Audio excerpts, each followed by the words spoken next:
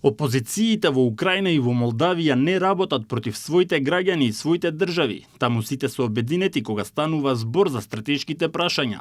Вака премиерот го коментира отпочнувањето на преговорите на овие две држави со Европската Унија. Според Мицковски, клучната разлика е што кај нив нема опозиција која ја кодоши владата и работи во интерес на туги држави, а кај нас поранешната влада направи сериозни отстапки и катастрофални грешки чии последици се уште ги чувствуваме.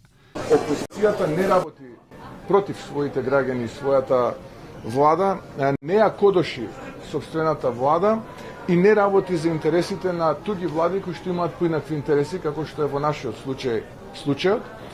И поранешната власт, односно поранешните власти во овие две држави обезбедувале консензус кога станува збор за стратешки прашања против надворешни предизвици. Тоа не го направи претходната влада, која што беше во една, би рекол, прилично очајна состојба тогаш и беше подготвена да коленичи и да прифати Белдис хартија да потпише за да остане на власт.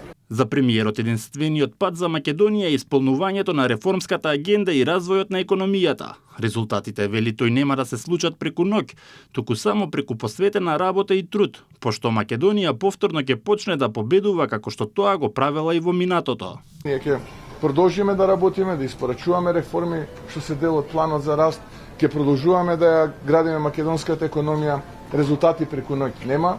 Ние никогаш не сме ветувале чуда, ние не сме чудотворци, секој некој што ветува чуда не ја говори вистината. Ние само ветуваме дека напорно ќе работиме и работиме. Додека Украина и Молдавија денеска ги започнуваат преговорите со Европската Унија, Македонија повеќе од 2 децении го трасира својот пат кон европското семејство.